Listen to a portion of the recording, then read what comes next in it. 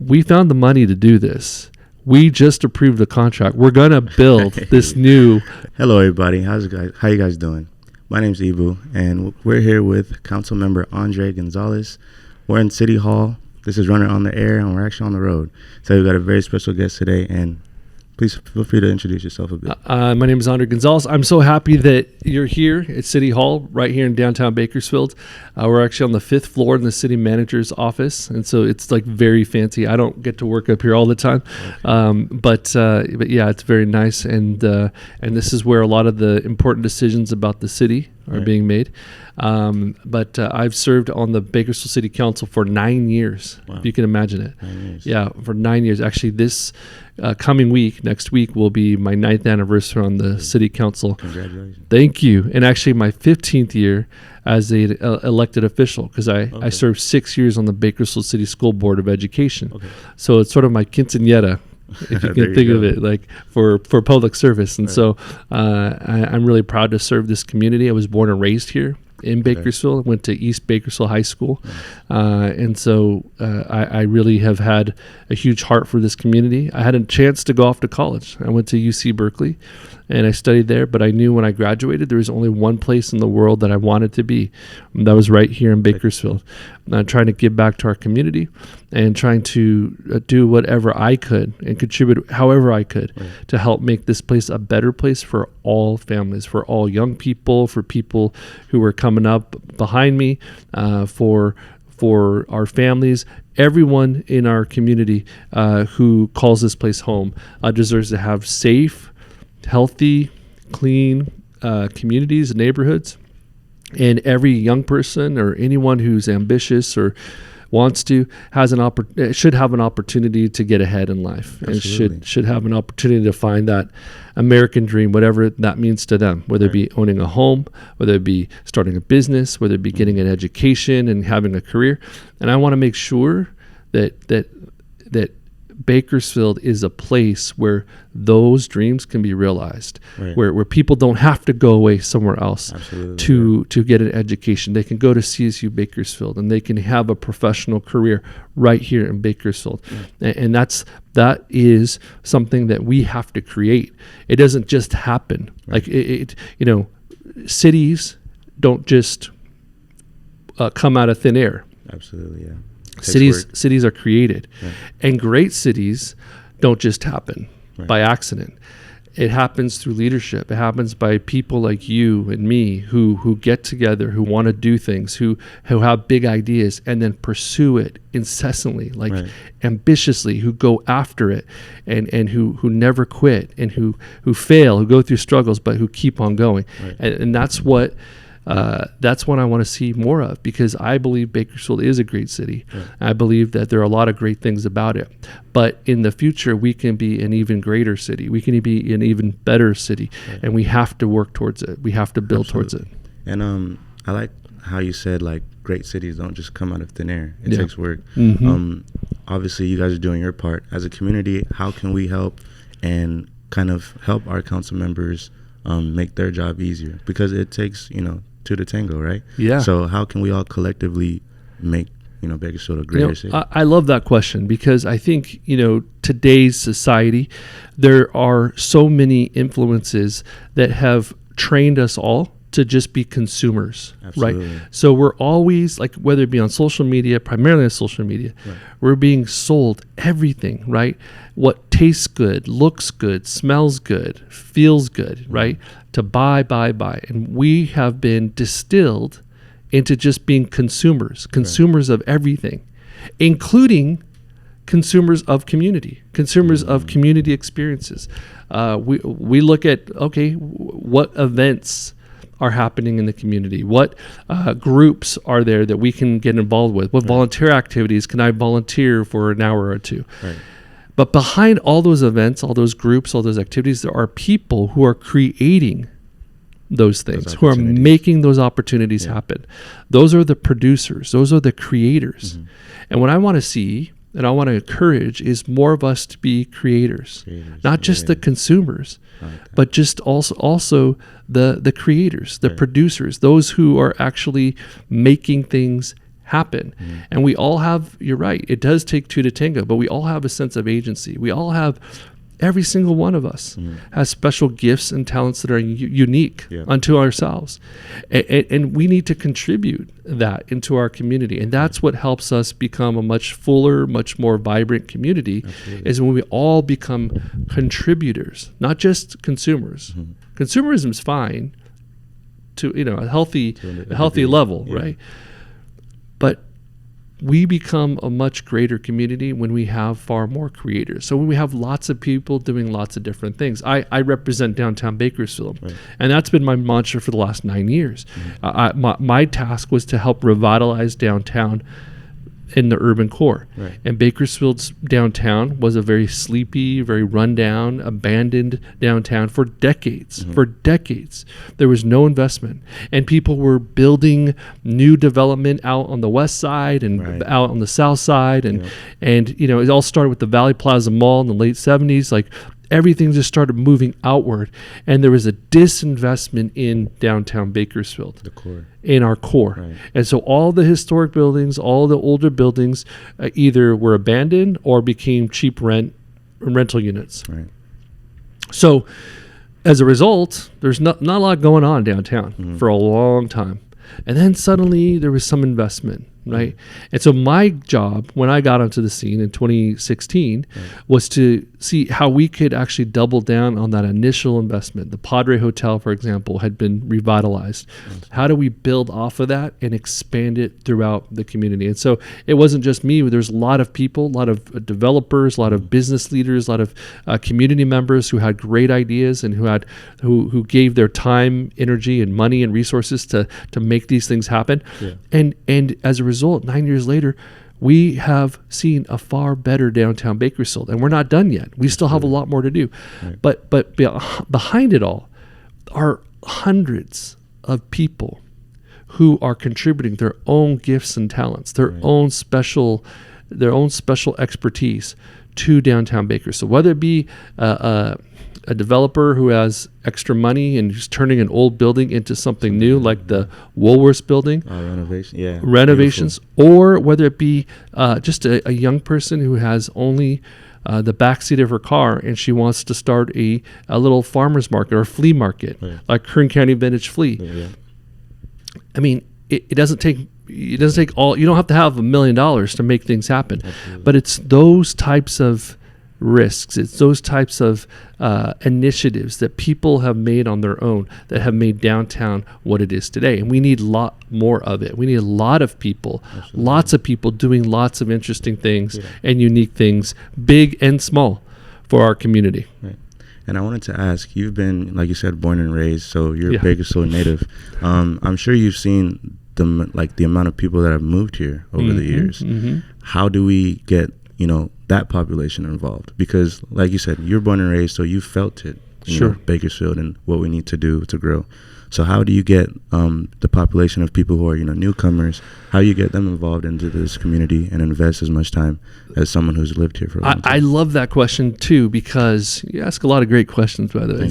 I love that question because there are places throughout the country that are built around major cities. So like LA, New York, Boston, all these major cities.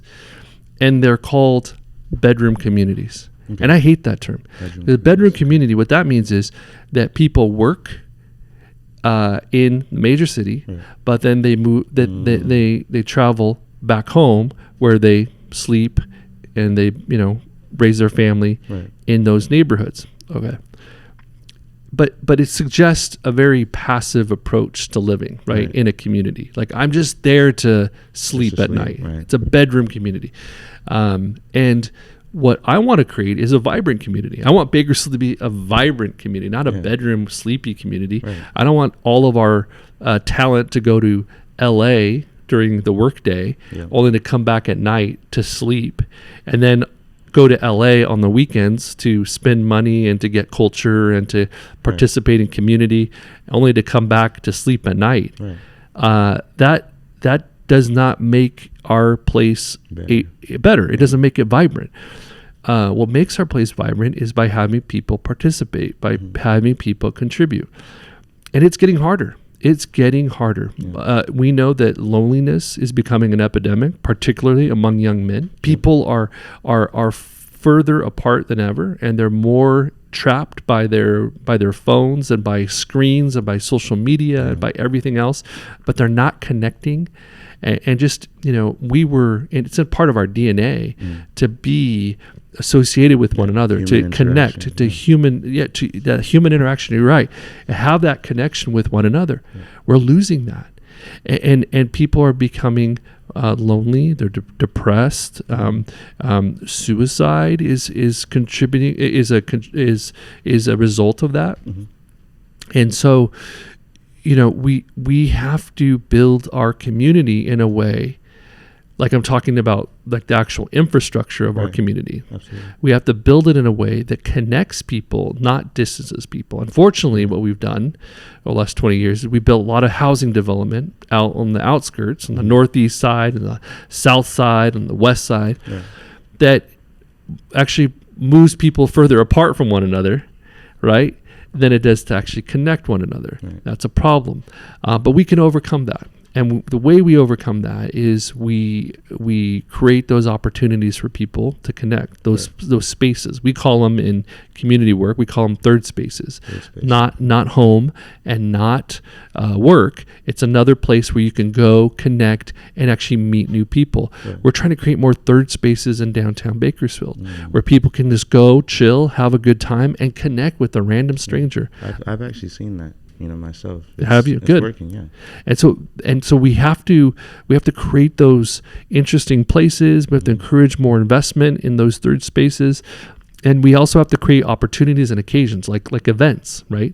And so I created this nonprofit called the Hub of Bakersfield, and the Hub of Bakersfield, we're all about creating third spaces and also creating those events that attract people, that are trying to attract people to downtown Bakersfield, so that we can connect, and in doing that, strengthen our community, strengthen our bonds. That's awesome.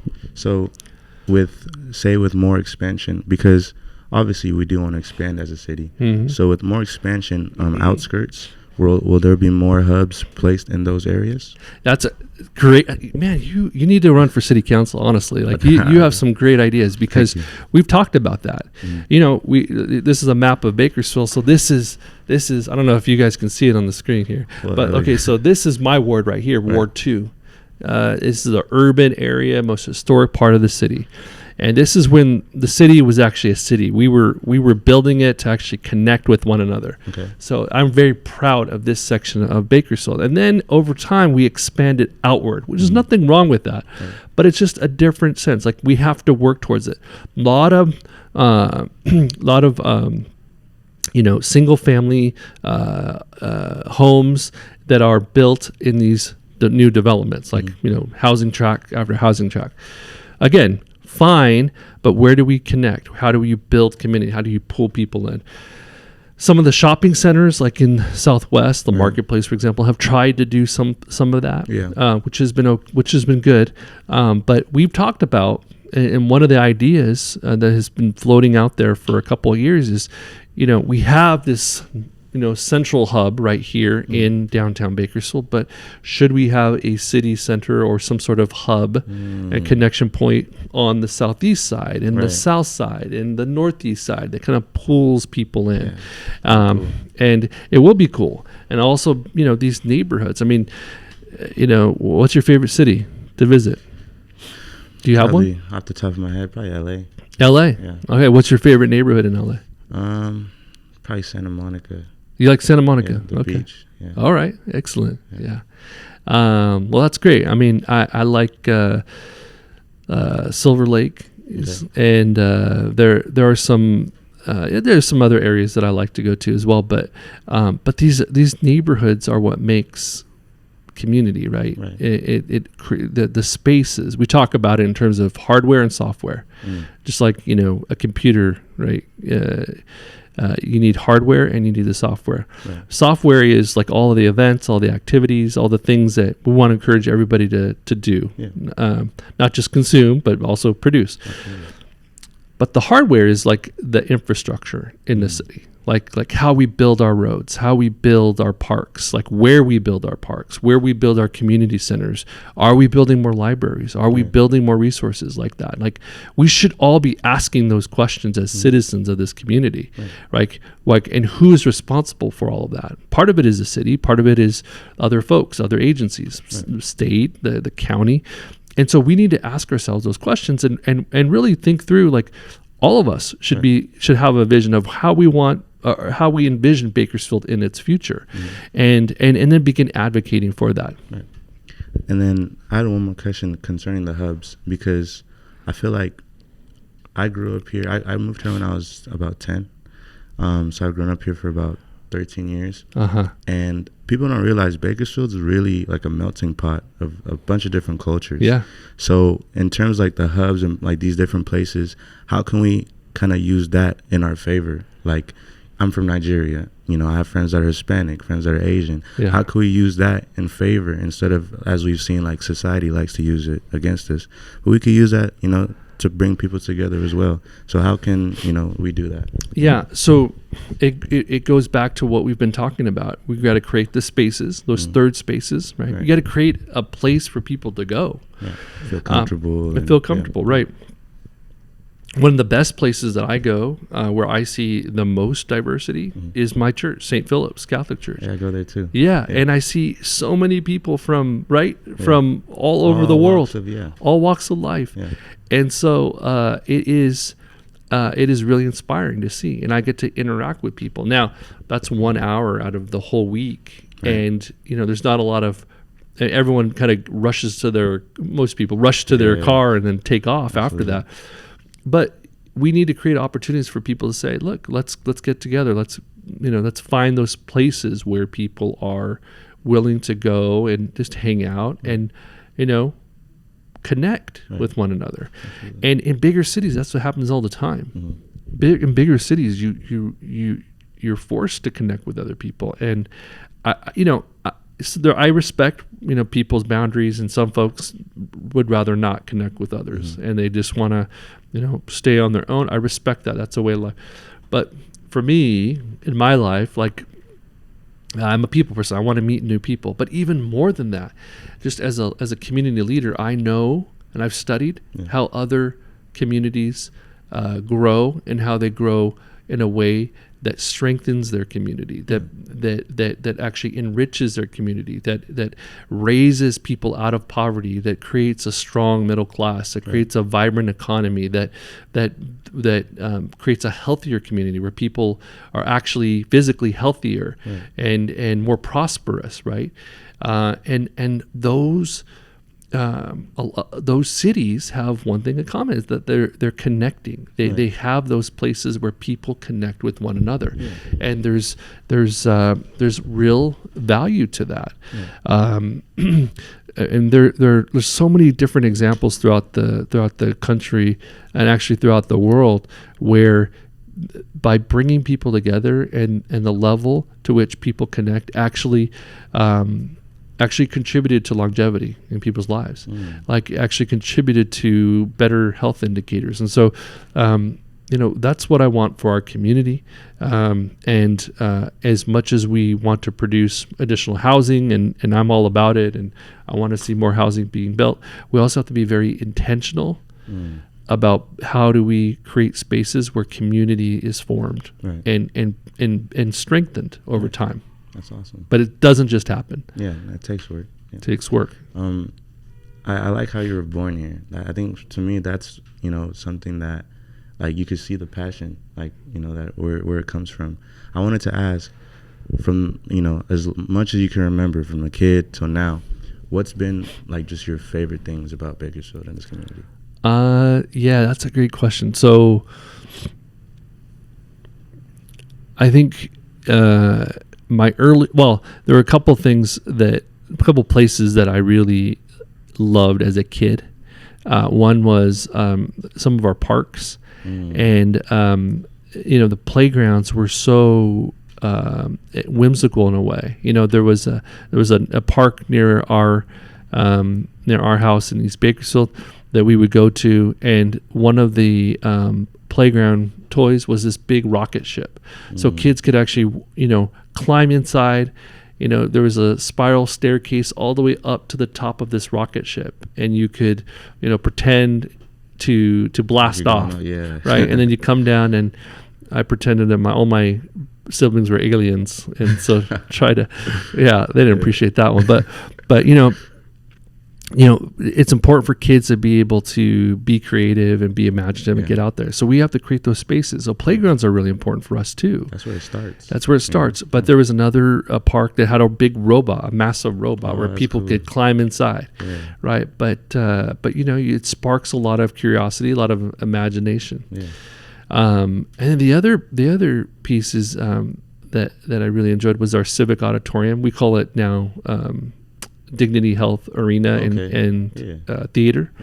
And there used to be this big giant electronic sign that was right in front of the theater. We used to call it the Civic Auditorium, and it was before the arena was built. Right. But there was this huge sign, and it sat pretty much on the ground floor level.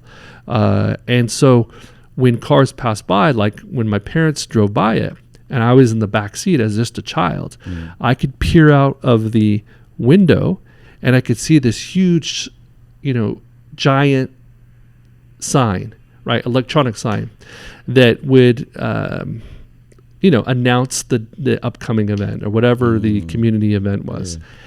And for me, that was just as a real little kid. Yeah, well, the fact that you remember that. Yeah, like 5 years old, maybe younger, right? Like that just stuck out for me. Like I thought that was such a cool thing. Yeah. And I was so mesmerized by that just giant sign. I loved looking at it. Yeah. And it just felt like there was something happening there. Like there was something was going on. Something was important there. Yeah. Something that was exciting there. Yeah. And I didn't know what. But in my head, I started thinking, imagining all the exciting things that were happening in that place. The worst thing that could happen is when, kids or any of us feel like a place is boring, right? Like there's nothing going on. Right. Because that leads to a lot of negative things.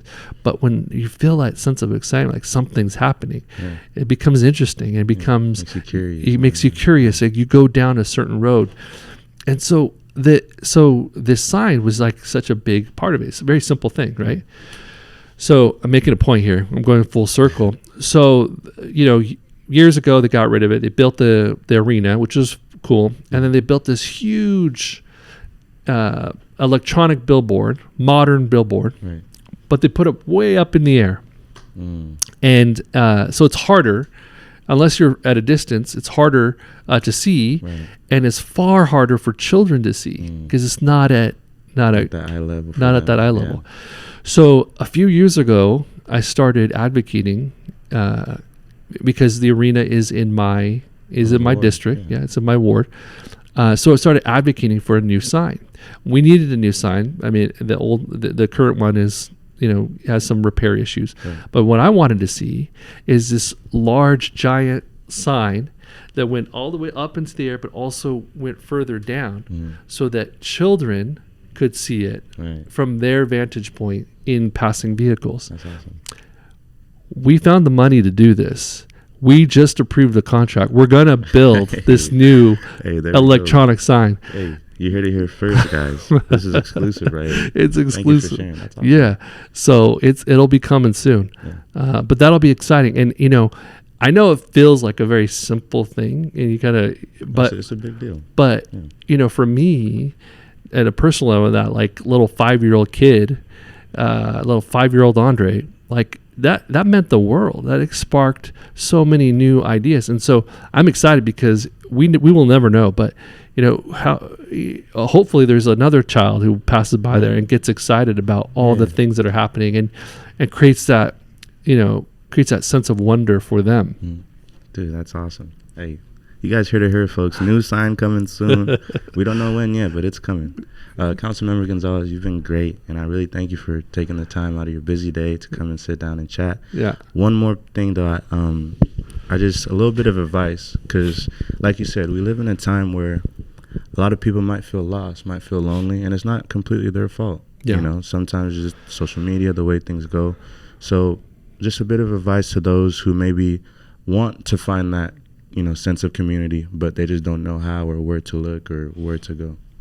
Yeah, that's a great question. And, I think there are a couple things that one can do. I think it is important for all of us that we make at least an effort to go out there and to attend an event, attend a community meeting, could attend a city council meeting or a board of supervisors meeting or a school board meeting, right?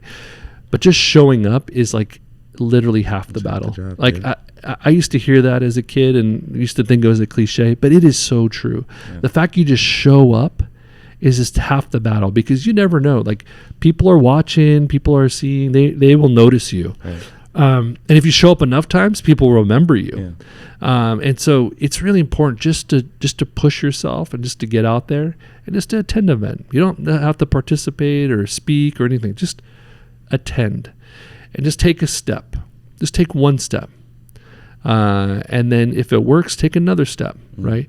And go again or get involved or sign up to volunteer, right? But there's very simple things you can do. You don't have to start a whole organization and go from 1 to 100 overnight. And you don't have to commit yourself to all these different obligations of volunteering or whatever. But just show up. Just take one simple step, and I think that will help. And I hope that more people will do that. Absolutely. That's beautiful. Well, you guys here to hear, folks. Please just show up. This community needs you. It needs us. It needs us together. Well, if you guys want to be in a chair right next to me, go on the Instagram, click the link in the bio, fill out the form. We'll get straight back to you. In the meantime, like, comment, share, subscribe, and we'll see you guys on the next one. Deuces. Thank you.